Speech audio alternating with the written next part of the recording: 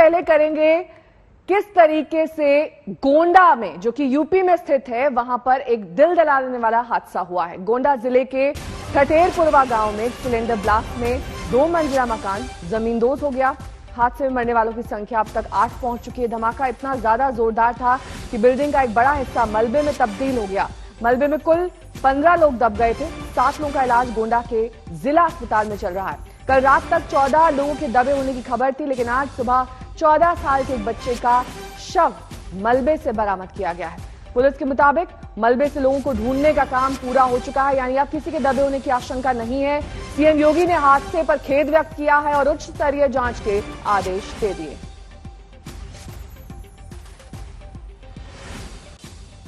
तीन तस्वीरें आपके सामने। इस भीषण हादसे में 8 लोगों की जान चली गई है। मलबा इतना ज्यादा था कि शवों को खोजने में भी काफी ज्यादा वक्त लगा। हालांकि अब जो लोग इस राहत और बचाव के काम में जुटे हुए थे, उनका यह कहना है कि अब मलबे के भीतर कोई भी शव नहीं है। सभी जो कि जख्मी थे या फिर जिनका शव अंदर था, उन्हें निकाल लिया गया है।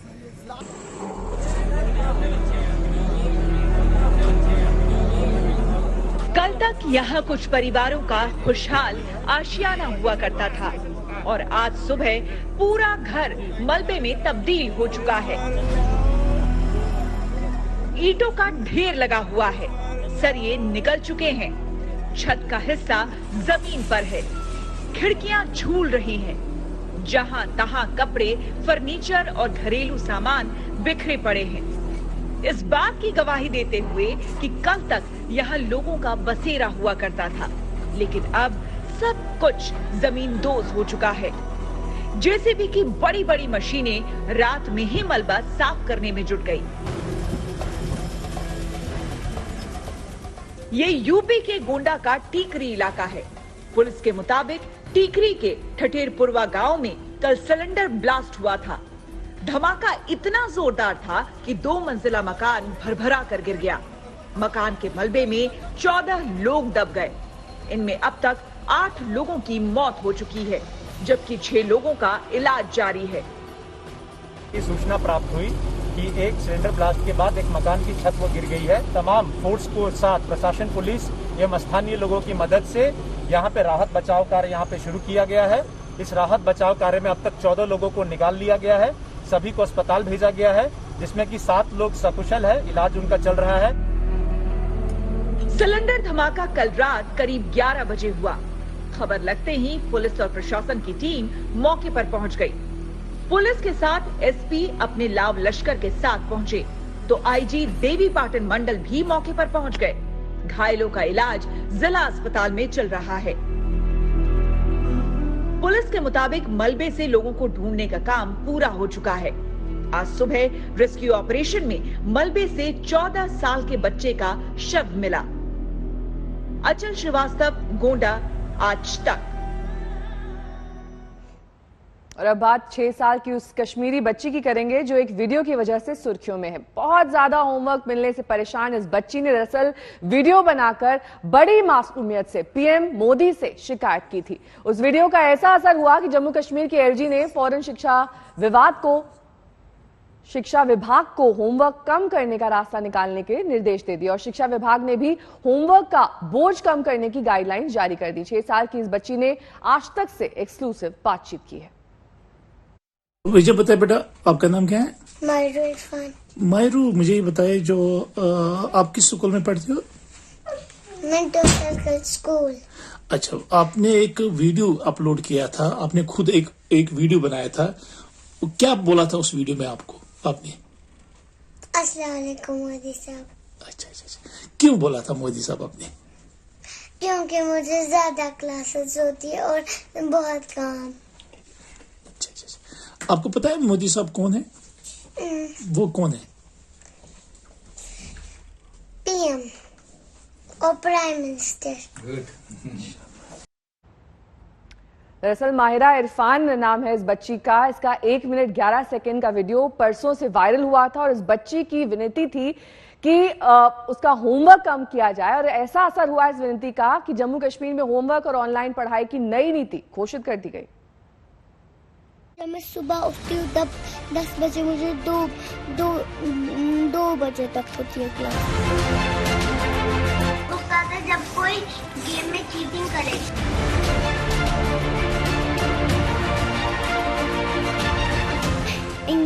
बाद मैथ, उसके बाद उर्दू, उसके बाद EVS, उसके बाद कंप्यूटर।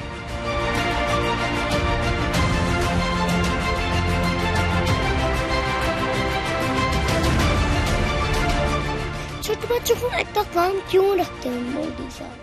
कई बार बड़ी बड़ी दरख्वास्त काम नहीं आती, लेकिन मासूम शिकायतों का असर हो जाता है। श्रीनगर की 6 साल की माहिरा इरफान ने YouTube वीडियो से प्रधानमंत्री नरेंद्र मोदी के नाम ऑनलाइन पढ़ाई की दुश्वारियों को रखा।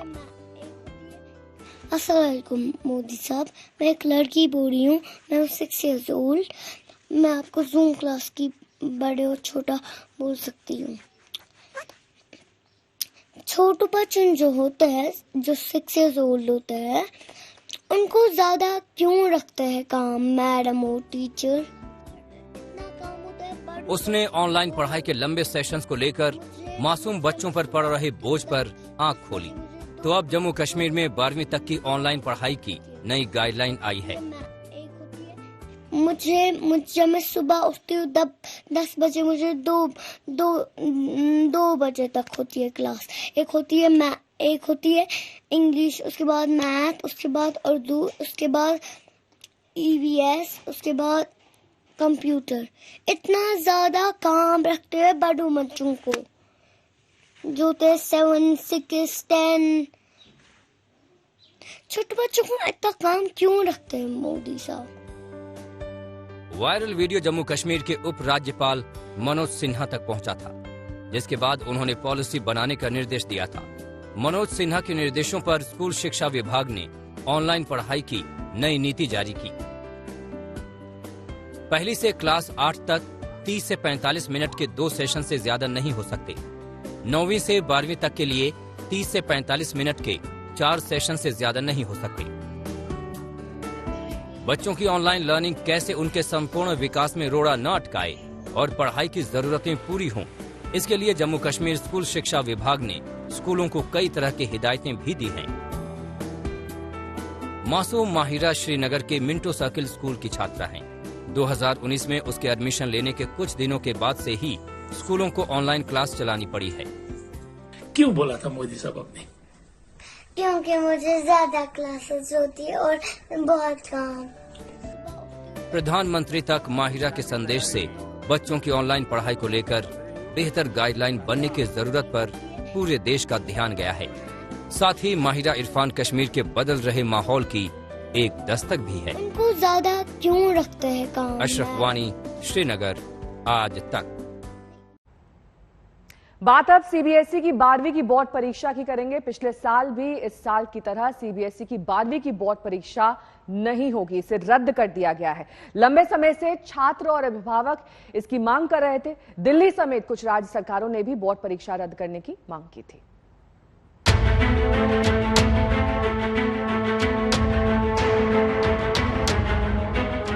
कोरोना की लहर के बीच 10वीं की परीक्षा तो पहले ही रद्द कर दी गई थी। अब केंद्र सरकार ने बड़ा फैसला लेते हुए CBSE की 12वीं की परीक्षा को भी रद्द कर दिया है। बोर्ड परीक्षाओं को लेकर प्रधानमंत्री नरेंद्र मोदी की बैठक में ये अहम फैसला हुआ है। इस बैठक में प्रधानमंत्री के अलावा गृह मंत्री अमित शाह, रेल मंत्री पीयूष गोयल, महिला एवं बाल विकास मंत्री स्मृति ईरानी, वित्त मंत्री निर्मला सीतारमण और रक्षा मंत्री राजनाथ सिंह सहित दूसरे केंद्रीय मंत्री मौजूद थे। सूत्रों के मुताबिक प्रधानमंत्री ने छात्रों की सुरक्षा को लेकर सवाल पूछे और फिर ये तय किया गया कि परीक्षा रद्द करना ही सबसे बेहतर फैसला है। पीएम ने कहा कि कोरोना के बीच ऐसे माहौल में बच्चों पर तनाव डालना ठीक नहीं है। प्रधानमंत्री ने फैसले के बाद ट्वीट किया,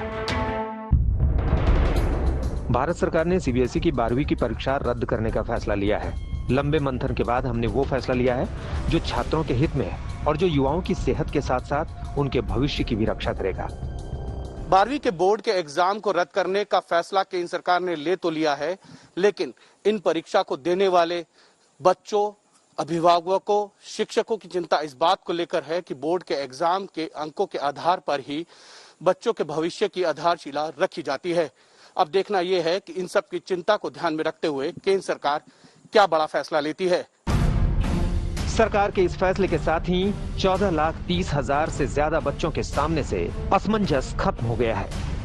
ठीक भी हुआ है, गलत भी हुआ है। एक्चुअली हमारा मतलब इतना सारा प्रिपरेशन किया, वो भी वेस्ट गया है। बट एक सेफ्टी के मेजर से देखा जाए तो ये हमारे लिए ठीक भी है। मेरे हिसाब से एग्जाम कैंसिल हो गई, ये बहुत अच्छी बात है, क्योंकि हमारी हेल्थ सबसे फर्स्ट प्रायोरिटी पे आती है।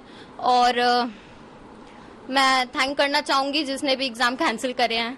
और इंटरनल असेसमेंट के बेसिस पे हमारे मार्क्स लग सकते हैं, और काफी हमारे प्रैक्टिकल्स वगैरह हुए हैं, उन पे भी लग सकते हैं, हम प्रमोट हो सकते हैं आगे। मेरा तो ये कहना है कि ये अच्छा नहीं हुआ है, क्योंकि हमारी प्रिपरेशन जो पिछले बहुत टाइम से चल रही है, ये सब एक तरह से वेस्ट ही हो गई हमारे लिए। तो मेरा तो ये कहना है कि एक अच्छा प्रॉपर क्राइटेरिया नहीं मिल पाएगा, क्योंकि इंटरनल बेसिस पे मेरे को लगता है कि मार्किंग थोड़ी ऊपर नीचे हो सकती है। सवाल उठ रहा है कि आगे क्या होगा, रिजल्ट कैसे घोषित होंगे। तय किया गया है कि पिछले साल की तरह स्कूल के इंटरनल परीक्षा के आधार पर रिजल्ट तय होंगे। अगर कोई छात्र इससे संतुष्ट नहीं होगा तो वो अलग से परीक्षा दे सकता है। ये तब होगा जब हालात ठीक हो जाएंगे। तनुश्री पांडे के साथ हिमांशु मिश्रा, दिल्ली, आज तक।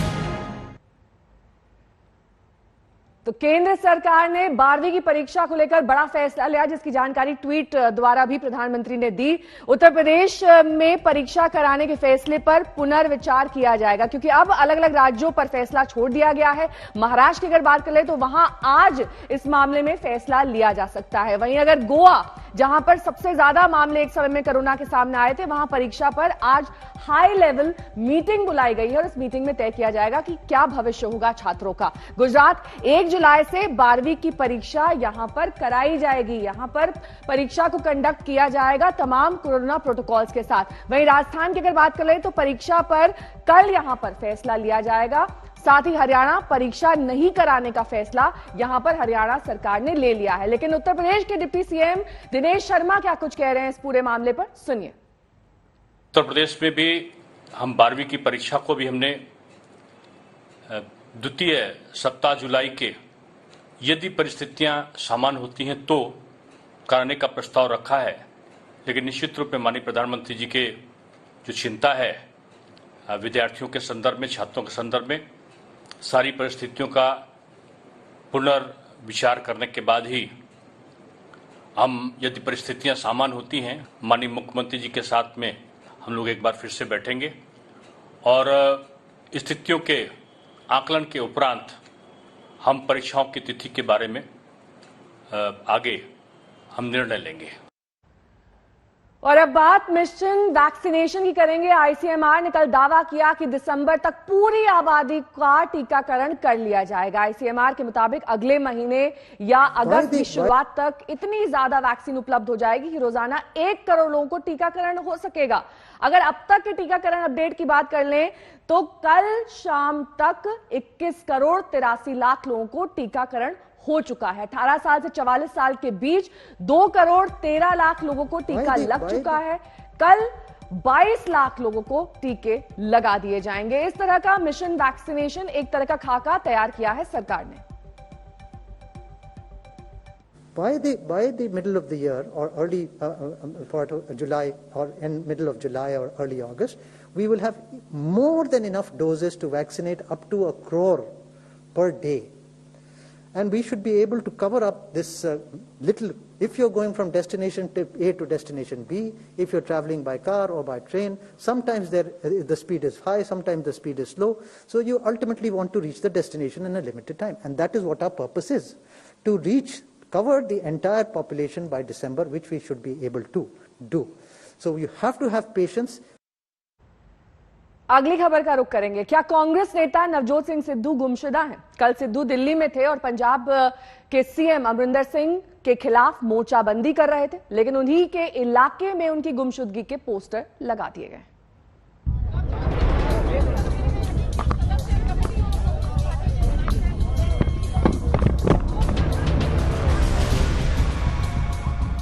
अमृतसर शहर की गलियां, दीवारों पर चिपके ये पोस्टर शायद अपने विधायक की खोज खबर ले रहे हैं। अमृतसर पूर्वी विधानसभा एरिया से विधायक नवजोत सिंह सिद्धू को लेकर ये पोस्टर एक एनजीओ ने लगवाए हैं। इस संस्था को शायद मालूम नहीं है कि सिद्धू तो पंजाब की राजनीति का हिसाब किताब दिल्ली में कर रहे हैं। कैप्टन के बागियों की फौज दिल्ली में डेरा डाले बैठी है और आला कमान के सामने 2 दिन तक शिकवे शिकायतों का पूरा रजिस्टर खुल गया। हाईकमांड के बुलावे पे उन्हें अप्रेज करने आया हूं। जो कुछ भी उन्होंने पार्टी के हित में पूछा, उन्हें पूरी तरह से सजग कर दिया। पंजाब के लोगों की आवाज जो जमीन फाड़ के आ रही है, उन तक पहुंचाने आया हूं। ग्रास रूट्स की आवाज उन तक पहुंचाने आया हूं। पंजाब में कांग्रेस विधायकों की भरपूर शक्ति के साथ सरकार चला रही है, लेकिन पलीता अंदर खाने ही लग रहा है। सूत्रों के मुताबिक 25 से ज्यादा विधायक और करीब 5 मंत्री कैप्टन अमरिंदर से नाराज चल रहे हैं। मुख्यमंत्री की कार्यशैली से विधायकों में गुस्सा है। विधायकों की शिकायत है कि सीएम उन्हें तवज्जो नहीं देते और अफसर भी उनकी नहीं सुनते। अकाली दल पर नरमी बरतने के आरोप भी नाराज गुट खुलकर लगाता रहा है। पंजाब में जो कुछ कांग्रेस में पक रहा था, उसकी दहक दिल्ली पहुंची और पार्टी ने 3 सदस्यों वाली कमेटी बनाकर चैन की सांस लेने की कोशिश की। मैं समझता हूँ पार्टी इस सारे मंथन के बाद और मजबूत होकर निकलेगी। हमारे पास 2/3 मेजोरिटी है। हमारा प्रयास है आने वाले इलेक्शन में इससे भी ज्यादा हम कामयाब हों, क्योंकि पंजाब को बड़ी उम्मीदें दे। जब पार्टी बैठती है तो मंथन किया जाता है, कोई एक व्यक्ति विशेष इम्पोर्टेंट नहीं होता। पार्टी आज पंजाब इम्पोर्टेंट है, पंजाब के लिए आज कांग्रेस पार्टी इम्पोर्टेंट है। इन सारे मुद्दों को ध्यान में रख के सारा कुछ किया। मीटिंग चालू हुई है, अभी 3-4 दिन मीटिंग चलेंगी, सारों की राय लेके उसके बाद में मंथन करके एक पंजाब में कैप्टन और नवजोत सिद्धू में रिश्ते हमेशा से नरम गरम रहे हैं। कभी सिद्धू डिप्टी रहे तो कभी इस्तीफा देकर दबाव की पॉलिटिक्स की। अब दिल्ली तक मार्च से साफ है कि कैप्टन को अपने सेना को ज्यादा लेफ्ट राइट करने से रोकना होगा। चंडीगढ़ से सत्येंद्र चौहान के साथ आज तक ब्यूरो। और अब बात मेहुल चौकसी की करेंगे, जिस पर डोमिनिका की कोर्ट में आज सुनवाई होनी है। भारत की तैयारी पूरी है, सभी दस्तावेज तैयार हैं, जिनके आधार पर कोर्ट में मजबूत दलीलें रखी जाएंगी, जिससे चौकसी के भारत वापस लाने का रास्ता साफ हो सके।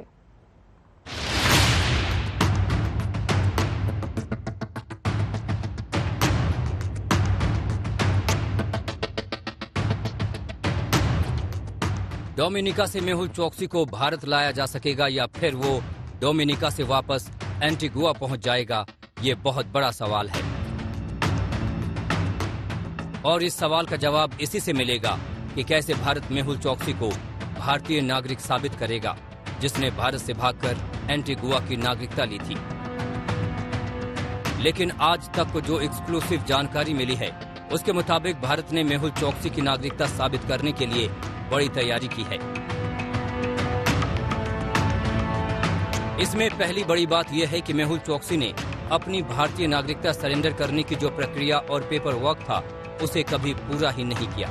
और जब तक भारतीय नागरिकता छोड़ने से जुड़े पेपर वर्क कंप्लीट नहीं होते, तब तक रिकॉर्ड में मेहुल चौकसी को भारतीय नागरिक ही माना जाएगा। मेहुल चौकसी के आज भी भारतीय नागरिक होने के दावे को उन दस्तावेजों से मजबूत किया जाएगा, जिसमें चौकसी के आधार कार्ड, पैन कार्ड जैसे दस्तावेज शामिल हैं, जिनके आधार पर इस बात से कोई इनकार नहीं कर सकता कि वो भारतीय नागरिक नहीं है। डोमिनिका की कोर्ट में मेहुल चौकसी से जुड़े दस्तावेज पेश किए जाएंगे।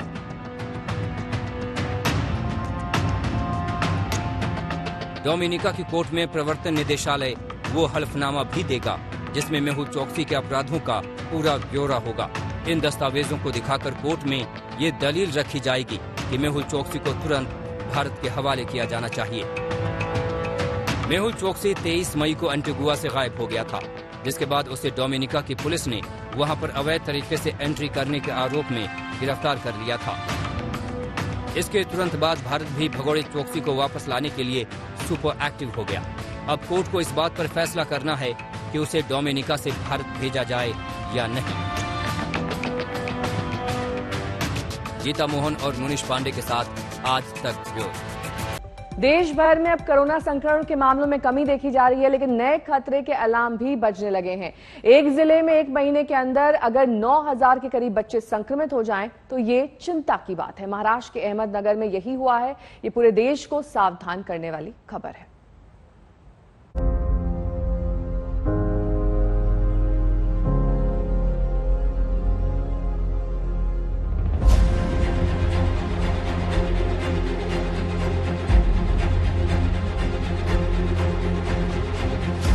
देश के हर परिवार को अब बच्चों की चिंता है।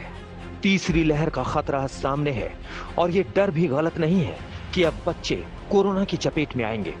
सबको आंख कान खोलने की जरूरत है। खतरे की घंटी महाराष्ट्र में बज चुकी है।